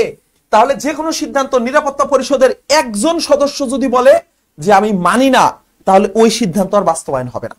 তার মানে এই মুহূর্তে দেশ আছে কতগুলো? সবাই বলো বলো, কমেন্টে লেখো। এই মুহূর্তে জাতিসংঘের সদস্যভুক্ত দেশ 193টা। 192টা দেশ একটা সিদ্ধান্তর পক্ষে ভোট দিল। এই 5টার যে কোনো একটা বললো আমি মানি না, ওই সিদ্ধান্ত আর বাস্তবায়ন হবে না। বুঝছো তোমরা? তোমরা বুঝছো? এই জন্য তোমরা মাঝে মাঝে দেখবা যে ফিলিস্তিনের পক্ষে জাতিসংঘে অনেক বিল উত্থাপন করা হয়। 90টা দেশ ফিলিস্তিনের পক্ষে, 150টা দেশ ফিলিস্তিনের পক্ষে, 140টা দেশ ফিলিস্তিনের পক্ষে, তাও সেটা বাস্তবায়ন হবে না। কেন? কারণ এই নিরাপত্তা পরিষদের একটা দেশ যদি আর বিরোধিতা করে, যে কোনো একটা, যুক্তরাষ্ট্র সবসময় করে, স্বাভাবিক। আচ্ছা স্যার, একটা সংস্থা আছে খুব ইম্পর্টেন্ট, এইটা নিয়ে প্রচুর প্রশ্ন হয় যে জাতিসংঘের যে সংস্থাটি এখন নিষ্ক্রিয়, মানে এর কোনো কাজ নাই, এটা এখন স্থগিত হয়ে আছে, মানে চুপ হয়ে আছে, তাহলে কোনটা? জাতিসংঘের ওসি পরিষদ এই মুহূর্তে কি বলা হয় এটাকে? নিষ্ক্রিয় হয়ে আছে। মানে এই যে 6টা মূল অঙ্গ সংস্থা, 6টা মূল অঙ্গ সংস্থার ভিতরে নিষ্ক্রিয় সংস্থা হলো ওসি পরিষদ। ওসি পরিষদের এখন আর কাজ নাই, এক সময় কাজ ছিল। যখন প্রথম দেশ স্বাধীন হলো 1946-47 সালের দিকে বিভিন্ন দেশকে স্বাধীনতা দিয়ে দিচ্ছে একের পর এক, তখন নতুন নতুন দেশ গঠন হওয়ার পরে সেই দেশটাকে সাজিয়ে গুছিয়ে দিতে হবে। তো একটা দেশকে স্বাধীনতা দিয়ে দিলা, যাও তুমি এখান থেকে চলে যাও। ইসলামে কাউকে তালাক দেওয়ার একটা নিয়ম আছে। কি নিয়ম স্যার? আপনি যখন আপনার স্ত্রীকে, কেউ যদি তার স্ত্রীকে তালাক দেয়, আপনি না, কেউ তার স্ত্রীকে তালাক দিল, তালাক দেওয়ার পরে নিয়ম হলো, তার যদি সন্তান থাকে অথবা সে যদি গর্ভবতী হয়, তার সন্তান জন্ম দেওয়া পর্যন্ত এবং সেই সন্তান যতদিন দুগ্ধ পান করবে ততদিন পর্যন্ত সেই স্ত্রীর ভরণ পোষণ, তালাক দিয়ে দিচ্ছেন, তার সাথে আর কোনো রিলেশন নাই, ডিভোর্স হয়ে গেছে, তারপরে ওই ভরণ পোষণ আপনাকে চালাতে হবে যতদিন তার গর্ভে আপনার সন্তানটা থাকবে, এবং গর্ভ সুন্দর করে এটা বাচ্চা প্রসব হবে, তারপরে হওয়ার আগ পর্যন্ত, দুগ্ধপান করা পর্যন্ত আপনাকে খরচ দিতে হবে। এবং তাকে হচ্ছে, যদি কোনো বাচ্চা টাচ্চা কিচ্ছু নাই, তার পেটে কোনো বাচ্চা নাই, তারপরে পরবর্তী 3 মাস আপনাকে চালাইতে হবে। আপনি কাউকে তালাক দিয়ে দিলেন, ডিভোর্স দিয়ে দিলেন, তার পরবর্তী 3 মাস তার ভরণ পোষণ, কাপড়, খাবার এগুলো আপনাকে দিতে হয়।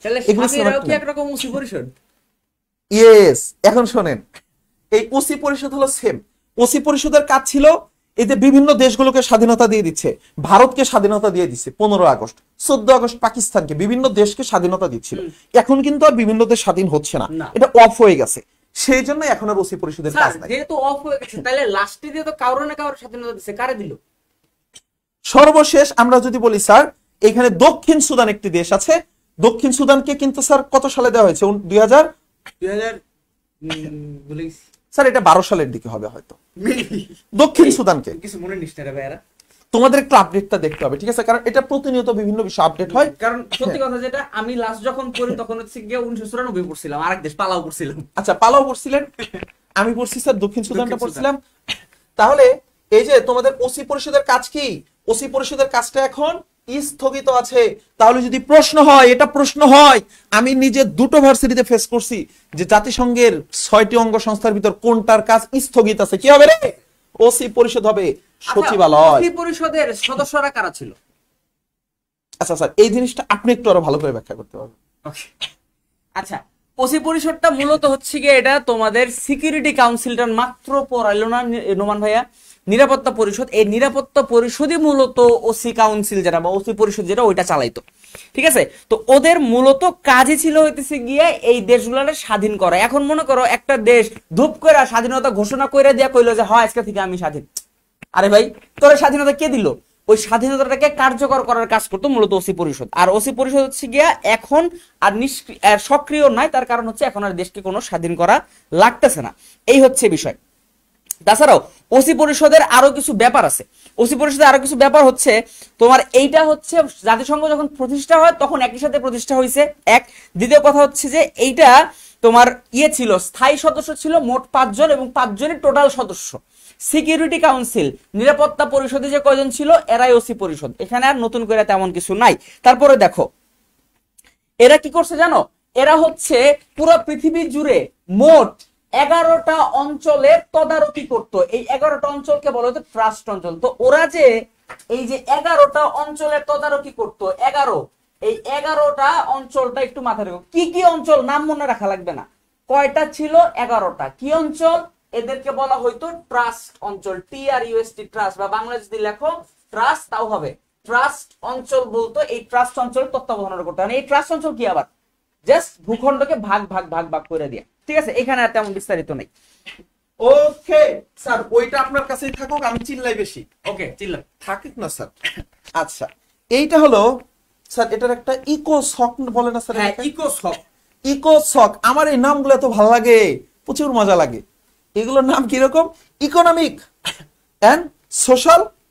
তাহলে কি ইএসসি হওয়ার কথা ছিল না? ইয়েস স্যার, স্যার এটা হচ্ছে ইএসসি স্যার। হ্যাঁ, কিন্তু ইএসসি কেন হইলো না? মানে এটা তো হওয়ার কথা ইকোনমিক এন্ড সোশ্যাল কাউন্সিল, এরকম হওয়ার কথা ছিল, কিন্তু এরকম হইলো না কেন? কারণ হচ্ছে ইকোসক, এটারে ভাঙো, ইকোনমিক ইকোনমিক এটা বাদ, and social economic and social council, council, ইকোসক। বুঝেছো? আশা করি বুঝেছো। আচ্ছা স্যার, ইকোসকের সদস্য সংখ্যা কয়জন? 54 জন। ইকোসকের সদস্য সংখ্যা হচ্ছে মোট 54 জন। এখানে কিন্তু 193 বাইরে দিয়ে এসো না, 54 জন হচ্ছে ইকোসকের সদস্য, 54 জন।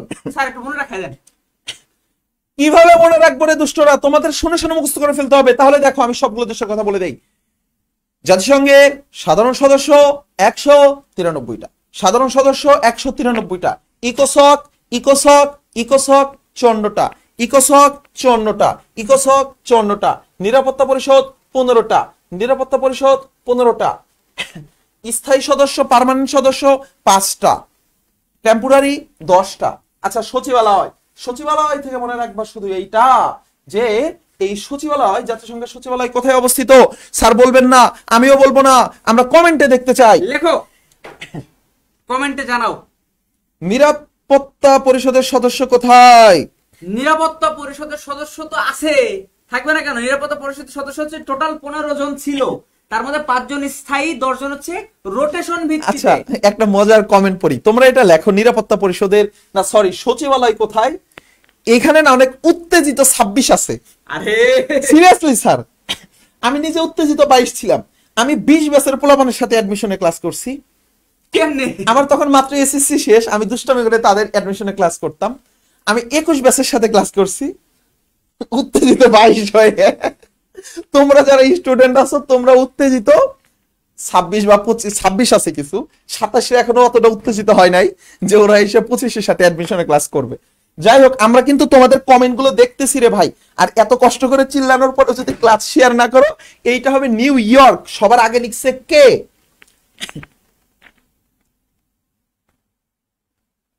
কমেন্ট কই রে? আহারে কেউ লেখে না। একজন লিখলো না। আচ্ছা এখনো আমার কাছে আসে নাই। এইটা হবে হচ্ছে নিউ ইয়র্কে তাবাসসুম জান্নাত। দুষ্টটা তুমি কে রে? তাবাসসুম বলেছে লাইভে। লাইভে কি তোমার কি মনে হয় যে সচিবালয় লাইভে? সচিবালয় হলো উত্তর এসেছে আরিফুজ্জামান রাহাত, তাসনিয়া মেহরিন। এই বলো সুইজারল্যান্ড, সুইজারল্যান্ড কেন করতেছে স্যার? কোথায় পেস্ট লাগাইছে বলেন? সচিবালয় কেমন সুইজারল্যান্ড হয়? আমি কি জানি, ওরা লিখতেছে আমি বলতেছি। ওদের সমস্যাটা হলো ওরা হলো, তোমরা এটা জানো গড্ডলিকা প্রবাহ একটি বাংলা ক্লাসের পড়া পড়িয়ে দেই। গড্ডলিকা প্রবাহ এইটা নিয়ে ঢাকা ইউনিভার্সিটিতে প্রশ্ন হয় যে গড্ডলিকা প্রবাহ মানে কি? গড্ডলিকা প্রবাহ মানে হলো একজন যেই দিকে যায় সবাই সেই দিকে যায়, কারণ গড্ডল শব্দের অর্থ হলো ভেড়া। আহারে তোমরা সবাই ভেড়া বলি নাই, আমি কিন্তু তোমাদের বলি নাই যে তোমরা সবাই ভেড়ার মতো। একজন যেই ভুল করে সবাই সেটা লেখে। ওকে, এরপরে আসো বাবারা, আন্তর্জাতিক আদালত আছে, international court of justice. International court of justice. তাহলে আইসিজে, আইসিজে যে এবার বাংলাদেশে এইটার সাথে সিমিলার একটা নাম আছে, সেইটা সংস্থার হেডকোয়ার্টার হলো আমাদের খামারবাড়ি, আমাদের এইখানে ফার্মগেট। ফার্মগেট সেটা তোমরা বলতে পারো কোন জাতিসংঘের কোন অঙ্গ সংস্থাটি? মানে মূল অঙ্গ সংস্থা না, কিন্তু কোন একটা অঙ্গ সংস্থা, তার ভিতর যে শব্দটা আছে আমাদের সোনালী আঁশ সম্পর্কিত কিছু একটা, দেখি তোমরা পারো কিনা। এরপরে দেখো রে, জাতিসংঘ নিয়ে আর অনেকগুলো কথা দেখেছো। জাতিসংঘে বাংলাদেশ কততম সদস্য স্যার? এটা খুব ইম্পর্টেন্ট স্যার। বাংলাদেশ জাতিসংঘের 136তম দেশ। এইটা খুব আসে, এটা সবাই লেখো। এইটা আমি এইটা মেবি চট্টগ্রাম ভার্সিটিতে পাইছিলাম আমার নিজের বছর। আমার এটা এই প্রশ্নটা আসছিল, আমি এটা পারছিলাম কারণ আগে থেকে পড়ে রাখছিলাম। চিটং বা রাজশাহীতে পাইছিলাম এই প্রশ্নটা, আমি ঢাবিতে কমন পাই নাই, তবে চিটাং বা রাজশাহীতে পাইছিলাম যে জাতিসংঘ, বাংলাদেশ জাতিসংঘের কততম সদস্য? 136তম সদস্য। সবাই লিখবা জাতিসংঘ, সরি, বাংলাদেশ জাতিসংঘের 136তম সদস্য, বাংলাদেশ জাতিসংঘের 136তম সদস্য। আচ্ছা, এরপরে কি আছে? এরপরে আছে হলো, এরপরে কি আর কোনো স্লাইড আছে স্যার? এরপরে আরো অনেকগুলো স্লাইড আছে। আমরা বিভিন্ন অঙ্গ সংস্থা নিয়ে কথা বলেছি, বাট আজকের মতো আমার মনে হয় আমরা লাইভটা এখানেই ক্লোজ করে দেব। আমরা ক্লাসটি আর লেন্দি করব না। তোমাদের জন্য এগুলো গিফট ক্লাস, তোমাদের জন্য, তোমরা যারা যারা পেইড বেসে আসো তাদের কিন্তু আমরা অলরেডি আমাদের ম্যাটেরিয়ালস দিয়ে দিচ্ছি। আমি হচ্ছে সহায়কের ইগুলো দেখতে পাচ্ছিলাম।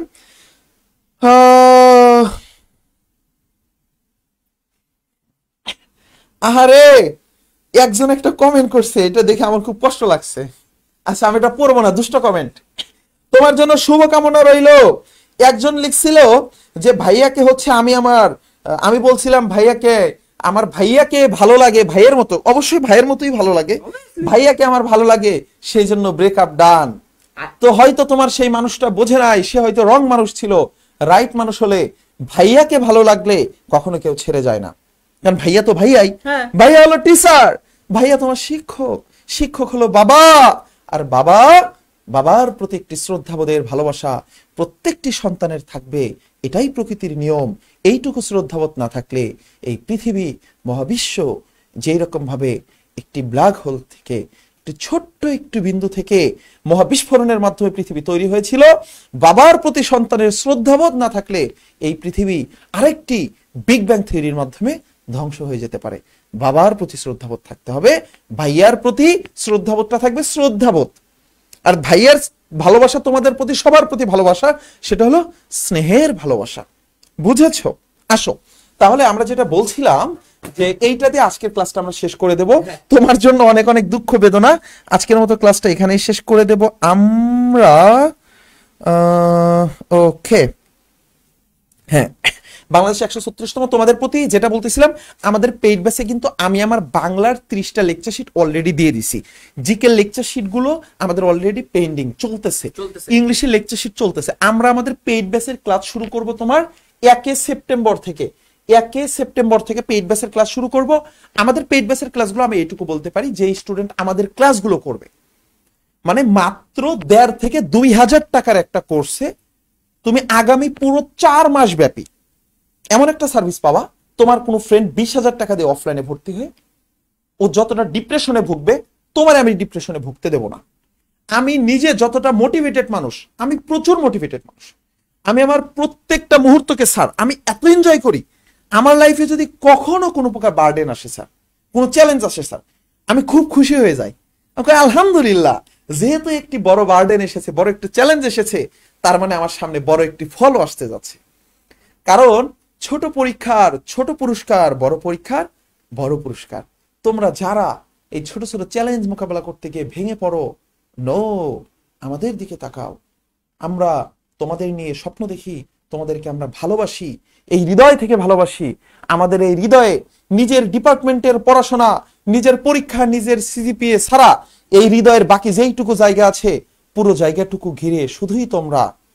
তোমরা যদি এইটুকু বোঝো, তোমরা আমাদের মতো সেলফ মোটিভেটেড থাকো। এবং আমাদের পেইড ব্যাচে যারা ভর্তি হও নাই, অফারটা 30 আগস্ট পর্যন্ত থাকবে। একদিন দেন না ভাই, সমস্যা কি? এইটা ম্যাগনেট ভাইয়ের দোষ। আমি পার্সোনালি কোর্স এতটা করতে চাই না, কারণ আমি যে সার্ভিসটা দেবো ভাই, আমার টিচাররা যে পরিশ্রমটা করবে এইটা আসলে হয় না। তারপরেও তারা এইটা শুধু ডে লেন্দি করতেছে, করুক। তোমরা ভর্তি হয়ে যাও 1450 টাকায়। আগামী 4টা মাস ইনশাল্লাহ আমরা সর্বোচ্চটুকু তোমাদের দেবো। ও একটু বাকি আছে। তাহলে জাতিসংঘ বাংলাদেশের সদস্য হয় কত সালে? 136 সালে না, 136তম দেশ। এবার মজার বিষয় হলো, জাতিসংঘে বাংলাদেশ প্রথমেই কিন্তু হঠাৎ করে একজন গিয়ে বলল, ভাই আমি তো গত বছর স্বাধীনতা পেয়ে গেছি, আমাকে সদস্য পদ দাও। এরে তোমারে দেবে? হ্যাঁ, তুমি চেনো না জানো না একজন ব্যক্তির। এটা হয়, আমি প্রচুর ফেস করি, আমার এত মজা লাগে। মানে হঠাৎ করে একদিন একজন মানুষকে না, এই কেউ মাইন্ড করবে না, কেউ এটা স্ক্রিন রেকর্ড দেবে না, এবং কেউ এগুলো পরবর্তীতে কাট করবে না, কারণ তোমাদের এই ভয়ে অনেক মজার কথা বলতে পারি না। মজার ব্যাপার, একটা মানুষের চেনো না জানো না, তার সাথে এক রেস্টুরেন্টে খাও নাই, 10 দিন ঘোরো নাই, বসো নাই, এক ক্লাসে পড়ো নাই, রিলেটিভস না, কিচ্ছু না, হঠাৎ করে ফেসবুকে তার একটা ছবি দেখে তুমি নাকি ক্রাশ খেয়ে গেছো। তোমার কেরিয়ার তো বিমানের মতো ক্রাশ করে ধ্বংস হয়ে যাবে। তুমি কিভাবে ক্রাশ খাও বাবা? তুমি এই মানুষটারে কতদিন চেনো? রাগলে সে কেমন হয় সেটা কি সোশ্যাল মিডিয়াতে দেখা যায়? তো দেখা যায় না। তো তোমাকে তো তাকে পর্যবেক্ষণ করতে হবে, সর্বনিম্ন 2টা বছর পর্যবেক্ষণ করতে হবে। 2টা বছর পর্যবেক্ষণ করার পরে তারপরে তুমি ডিসিশন নিবা। মানে মাঝে মাঝে কিছু কিছু পোলাপান, না আমাকে কেউ মেসেজ দেয় না, আমার স্টুডেন্টরা খুবই ভদ্র খুবই ভালো, বাট অনেকে নাকি দেয়, আমি শুনি যে আমাকে আপনার খুব ভাল লাগে, আমি আপনার সঙ্গিনী হতে চাই, আমি আপনার ফ্রেন্ড হতে চাই, এরকম অনেক প্রস্তাব দেয়। আমার আশেপাশে অনেকজনরে দেয়। তো আমি বলি কিরে ভাই, এরা কোন দুনিয়ায় বাস করে? মানে একজন মানুষের অফলাইন লাইফ কেমন, সে তার ফ্যামিলির সাথে কেমনে ডিল করে, তার রিলেটিভসদের সাথে কেমনে ডিল করে, তার এই কমিউনিকেশন আদার্স বিষয়গুলোকে কোনো প্রকার পর্যবেক্ষণ না করে ঠাস করে একটা ছবি দেখছো, ভালো লেগে গেছে, তাহলে তুমি উইল ইউ ম্যারি মি? কি রে বাপ, আকাশ থেকে ব্যাংকে পড়তেছে। এই কোনো গল্প করলাম না, এইটাই ছিল হচ্ছে জাতিসংঘে বাংলাদেশের সদস্য হওয়ার সেই সম্পর্ক। বাংলাদেশ যখন গিয়ে বলল যে আমি পাকিস্তানের থেকে স্বাধীনতা পেয়েছি, আমাকে সদস্যপদ দাও, 1972 সালে গিয়ে বললো ওকে, এতই সহজ, 2 বছর পর্যবেক্ষণ করবো তোমারে, তারপরে তোমার সদস্যপদ দিব। 2 বছর পর্যবেক্ষণ রাষ্ট্র ছিল। তাহলে বাংলাদেশ জাতিসংঘের পর্যবেক্ষক রাষ্ট্র ছিল কত বছর রে? 2 বছর। এটা কিন্তু ভোলা যাবে না।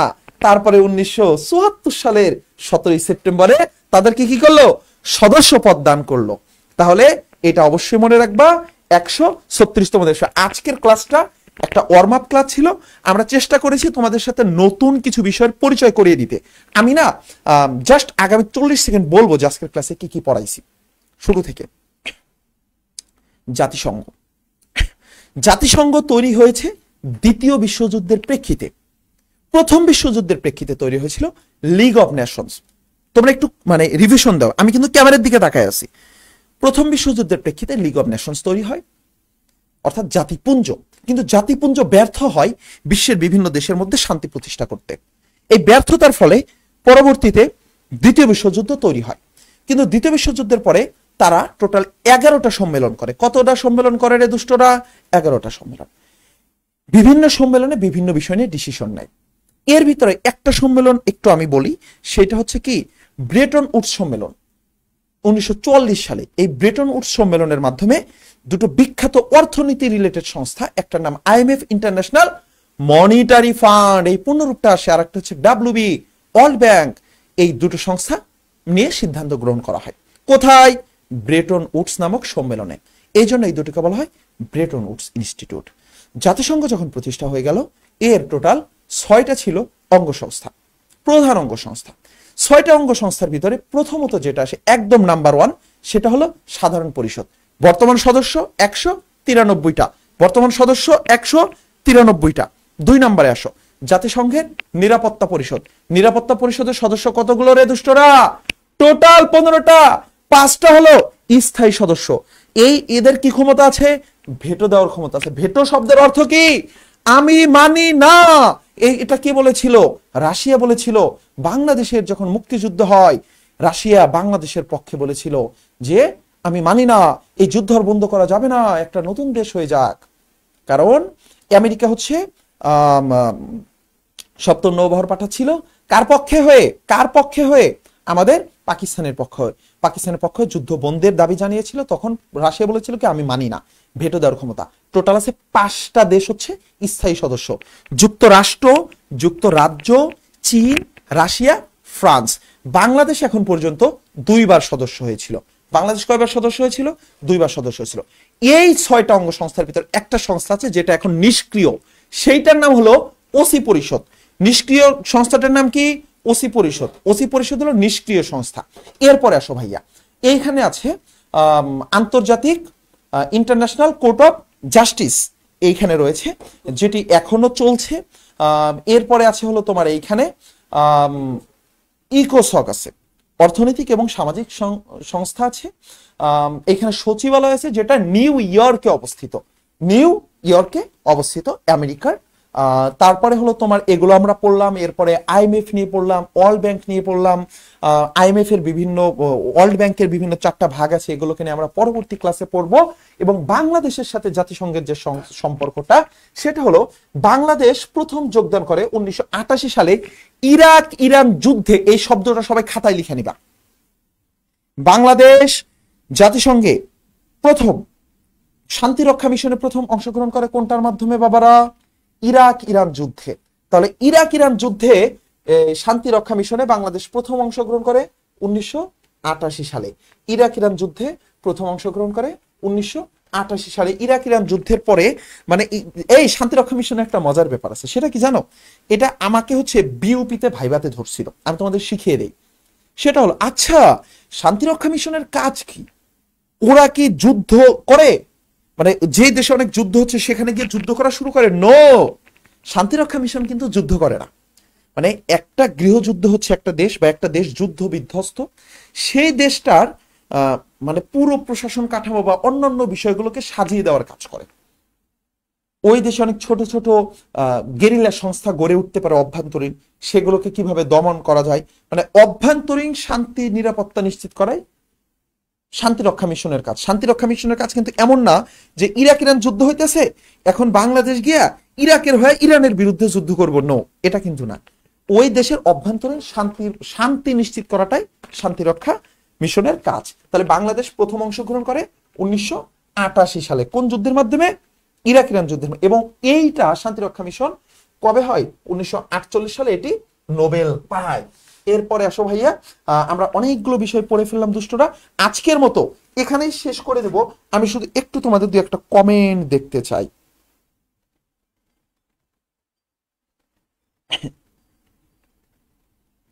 দেখছো এই যে বি ইউনিটে পোলাপান কি পরিমাণে যে ভর্তি হয়, আমার সারাদিন কল আসতে থাকে, আমি বিরক্ত হয়ে দুইটা ফোন ফেলে দিয়ে রাখে। এই তোমরা যারা পেইড বেসার আছো তোমরা মাইন্ড করবা না, ঠিক আছে?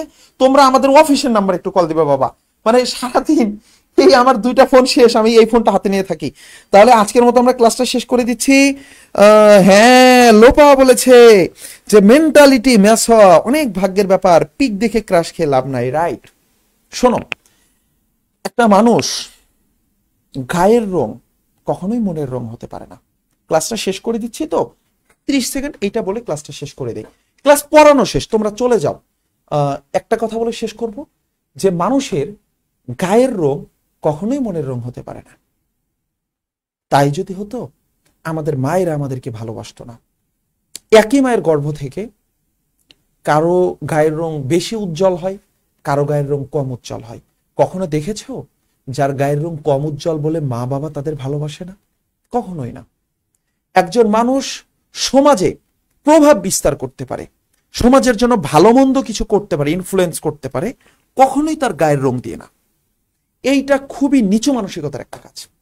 একটা মানুষের গায়ের রং, একটা মানুষের হাইট, একটা মানুষের মানে শরীরে স্থূলতা বেশি, মোটা, একটা মানুষের ভুঁড়ি আছে, একটা মানুষের চুল নাই, তোমরা প্রচুর ট্রল করো। এটা খুবই খারাপ কাজ, আমি অনেক ঘৃণা করি। বলে যে চুল নাই, টাকলা, বিসিএস ক্যাডার। আরে বাবা, ওই ছেলেটা লাইব্রেরিতে পড়তে পড়তে ও নিজেকে উজাড় করে দিছে। অধিকাংশ স্টুডেন্টরা যারা মেডিকেলে চান্স পায়, যারা ভার্সিটিতে চান্স পায়, দেখবা মেয়েদের মুখে ব্রণ ট্রণ উঠে, চেহারা টেহারা পুরো হয়ে গেছে। মানে ও খাওয়া নাই, ঘুম নাই, ও শুধু গ্রিন টি খাইতে খাইতে সুখে একদম কাক হয়ে গেছে, বক হয়ে গেছে। কিন্তু ওর লাইফ অনেক ব্রাইট, ওর ফিউচার অনেক ব্রাইট। তোমরা সেই মেয়েটার ডিবেট দেখেছো? তোমরা যারা মেয়ে এবং ছেলে উভয়কে বলতেছি, বিটিভিতে বিখ্যাত একটা ডিবেট, সে এখন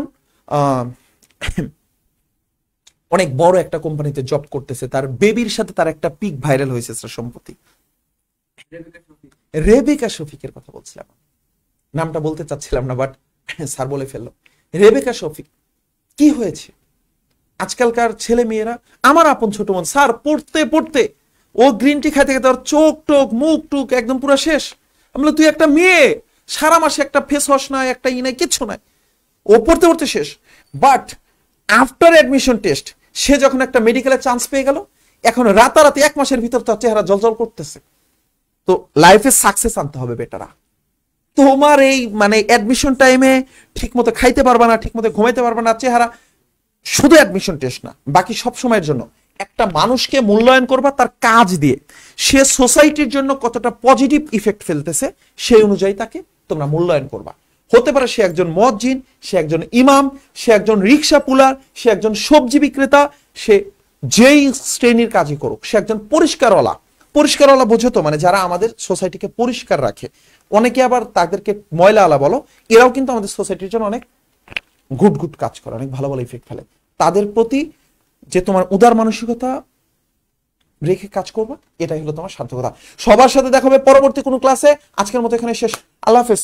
আসসালামু আলাইকুম রহমতুল্লাহ। তোমরা এখনো আছো রে? এত স্টুডেন্ট আছো। আমি একজনের একটু কমেন্ট পরে শেষ করে দেবো স্যার। একজন লিখছে যে আমার রিপ্লাই জন্য সবাই উত্তেজিত, সেটা কে? তাবাসসুম জান্নাত। দুঃখে মরিয়া গেলাম রে। তাবাসসুম জান্নাত ভাইয়া, তোমার জন্য অনেক অনেক দোয়া, অনেক অনেক স্নেহ ভরা ভালোবাসা। তুমি ভালো রেজাল্ট করো, ঠিক আছে? সবাই ভার্সিটিতে চান্স পাও। তোমাদের সাথে দেখা হবে আগামীকাল আমার বাংলা ক্লাসে। আমি আগামীকাল তোমাদেরকে বাংলা ক্লাস নেব সন্ধ্যা 7টায়। দেখা হচ্ছে আগামীকালের ক্লাসে। আজকের মতো এখানে। এই ক্লাসটা কেমন লাগলো একটু জানাবা, ঠিক আছে? আমরা তো বাংলা পড়াই, আজকে জিকে পড়াইলাম। কেমন লাগলো সবাই অবশ্যই জানাবা। আল্লাহ হাফিজ। আসসালামু আলাইকুম রহমতুল্লাহ।